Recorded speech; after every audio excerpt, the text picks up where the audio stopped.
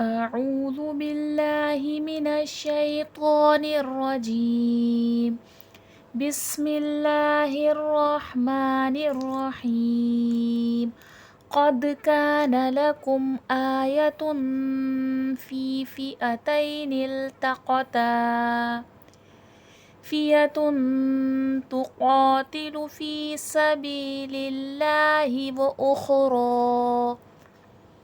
وأخرى كافرة يرونهم مثليهم رأي العين والله يؤيد بنصره من يشاء إن في ذلك لعبرة لأولي الأبصار. خود تحقیق کانا ہے لکم تمہارے لیے آیتن ایک نشانی فی فئتینی دو گروہوں میں التقطا جو آمنے سامنے ہوئے فئتن ایک گروہ تقاتلو وہ لڑ رہا تھا فی سبیل اللہ اللہ کے راستے میں وہ اخرى اور دوسرا کافرتن کافر تھا یرونہم وہ دیکھ رہے تھے انہیں مثلیہم دگنا اپنے سے رؤیا دیکھنا العین آنکھ کا واللہ اور اللہ یؤید تائید کرتا ہے بنصرہ اپنی مدد سے من جس کی یشاء وہ چاہتا ہے ان بے شک فی ذالک اس میں لعبرۃ البتہ عبرت ہے لأولی الابصار اہل بصیرت کے لیے. خود تحقیق خود خوف دال زبر خود دال حرف قلقلہ ہے. قلقلہ حرف قلقلہ کتنے ہوتے ہیں؟ 5 ہوتے ہیں. کون کون سے؟ قاف، طا، با، جیم، دال. دال اس میں سے یہ حرف قلقلہ میں سے. قلقلے کی صفات کیا ہوتی ہے؟ آواز ہم کو ریپیٹ میں سنائی دیتی ہے، پلٹ کر سنائی دیتی ہے. اور قلقلے کی صفات سب سے زیادہ کب واضح ہوتی ہے؟ جب وہ ورڈ یا تو ساکن ہو یا تو وقف ہو رہا ہو.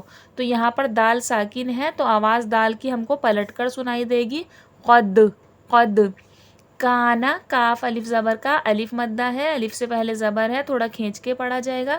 لکم آیتن تن میں تنوین ہے، 2 زبر 2 زیر 2 پیش کو تنوین کہتے ہیں. تنوین کو غنہ کر کے پڑھتے ہیں تو یہاں 2 پیش ہے، تنوین میں غنہ ہوگا. آیتن فی میں یا مدہ ہے، یا ساکن سے پہلے زیر ہے، تھوڑا کھینچ کے پڑھا جائے گا.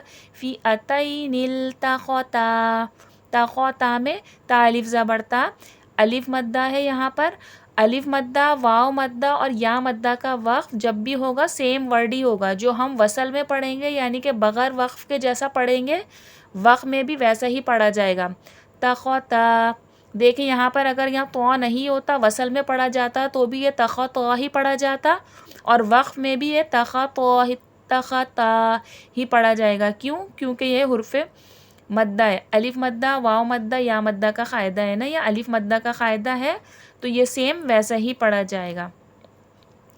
فیئتن تن میں تنوین ہے، 2 پیش غنہ ہوگا. تقاتل فی میں یا مدہ، یا ساکن سے پہلے زیر ہے، تھوڑا کھینچ کے پڑھا جائے گا. سبیل اللہ سین حرف صفیر ہے، سختی سیٹھی کے ساتھ پڑھا جائے گا. بی میں یا مدہ، یا ساکن سے پہلے زیر ہے، تھوڑا کھینچ کے پڑھا جائے گا. للہ اللہ جلالہ لفظ سے پہلے زیر ہے، نارمل فلیٹ اللہ لفظ پڑھا جائے گا، موٹا نہیں کیا جائے گا.